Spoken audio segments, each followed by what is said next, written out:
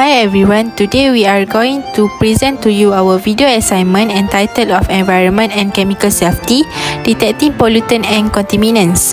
So here are the group members. So let's get started. Hi Ayu, have you heard about the lead contamination? It's been all over the news. Yes, it's really concerning. These lead have been contaminated by industry waste from nearby factory. That's awful. What kind of waste that we're talking about? Mostly chemical pollutant like heavy metal and toxic compound. It is harmful for wildlife and making it unsafe for people too. What can we do about it? I think we can use chromatography to identify, to separate and purify the components of the water for qualitative and quantitative analysis. Okay, let's do it together.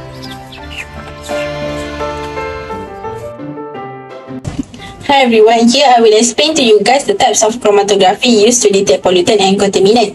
Chromatography is versatile and widely used technique for detecting pollutant and contaminant in various environmental and biological samples. Several types of chromatography are employed based on the nature of the sample, the analytes of interest, and the required sensitivity and specificity. Here are some common types of chromatography used in this context. Firstly is gas chromatography. It uses volatile organic compound VOCs for detections of benzene, toluene, xylene and other VOCs in air and water sample.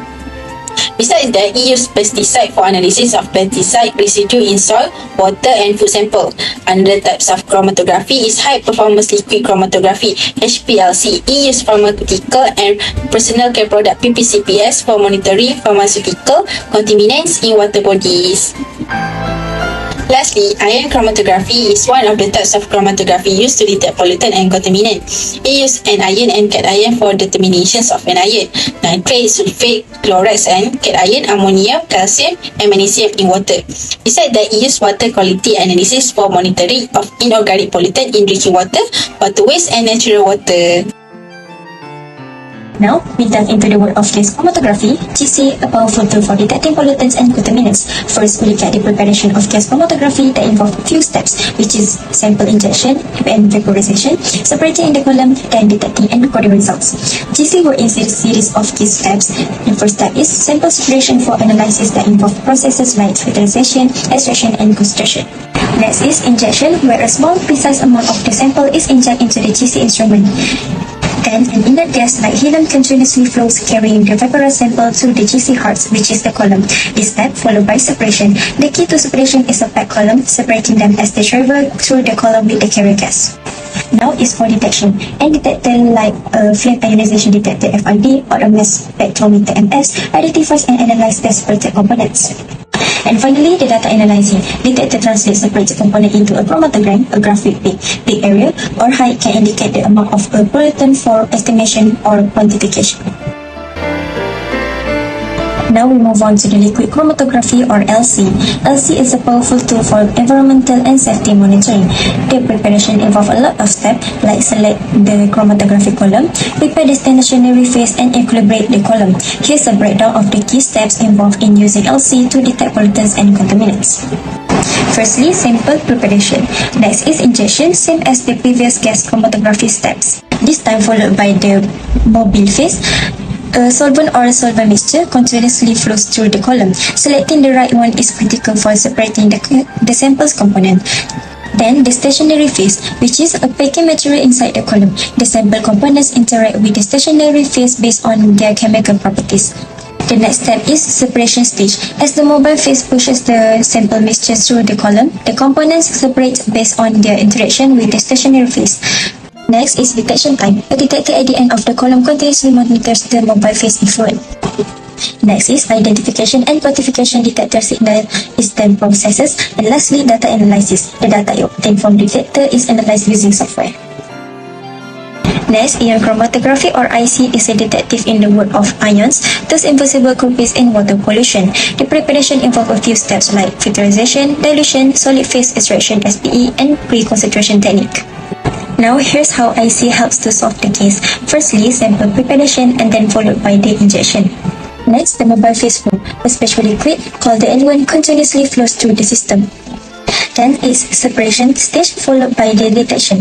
A detector like a conductivity meter acts as the witness, identifying the separated ion based on their electrical properties. Finally, the detector signal is translated into a chromatogram, a graph with ticks corresponding to the separated ion.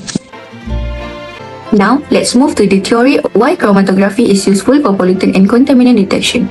Firstly, separation. In separation, chromatography divides this mixture according to the molecular characteristic, such as degree of adherence. Secondly, identification. The sample can be identified by scientists by comparing the separate compound to non-contaminants. This helps trace the source of the pollutant and take appropriate action. Thirdly, quantification. Quantification used as ascertaining the quantity or concentration of particular toxin or pollutant in the sample. It also makes use of the calibration curve, a crucial idea and mostly depend on the separation that is accomplished by chromatography. Today I'm here to talk to you about the amazing advantages of chromatography. So first, high sensitivity and specificity. Chromatography can detect and quantify trace levels of contaminants such as heavy metals, pesticides, pharmaceuticals, and organic pollutants, even at very low concentrations. Secondly, environmental and health safety. Chromatography analysis helps identify and quantify harmful contaminants in lead, contributing to environmental protection and public health safety. By identifying contaminants, appropriate remediation strategies can be developed and implemented to mitigate the impact on the ecosystem and human health. However, it's important to note that chromatography also has some disadvantages. The first disadvantage of chromatography is technical expertise. Chromatography requires skilled personnel to operate the equipment, prepare samples and interpret results. Training and experience are needed to handle complex instruments and troubleshoot issues that may arise during analysis. Next, detection limits. While chromatography is sensitive, it may not detect contaminants present at extreme low concentrations without advanced technique or equipment. The detection limits vary depending on the method and instruments used.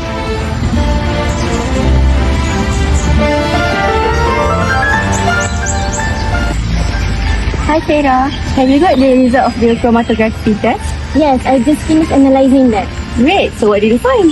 We identified several contaminants. The most concerning are the high level of heavy metals like nitrate and phosphorus. That sounds serious. So what should we do about it? Well, we need to inform the local authorities and community. We likely need to clean up the industry waste site and then regulate the pesticide use or even start the water treatment program.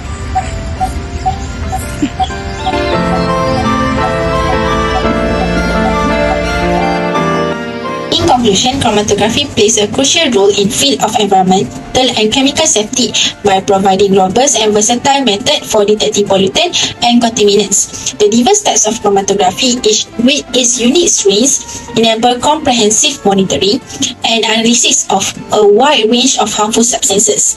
Different chromatography techniques such as gas chromatography (GC), high performance liquid chromatography (HPLC), ion chromatography (IC), and others offer the flexibility to detect various pollutants from volatile organic compounds and pesticides to heavy metals and microplastics.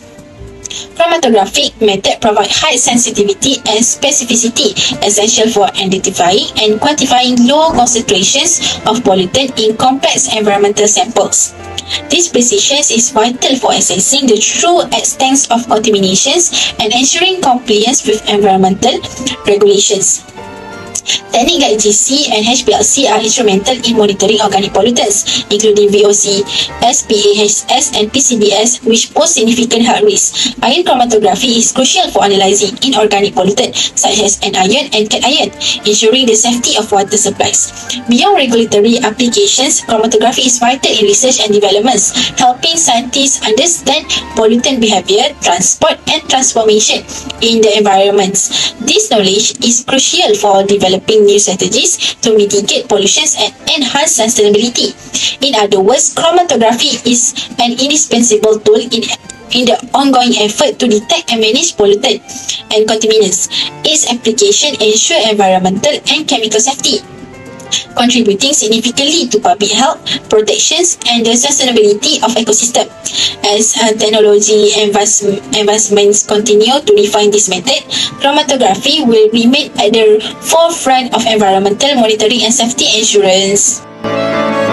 That's all from us. Thank you for watching. Bye bye.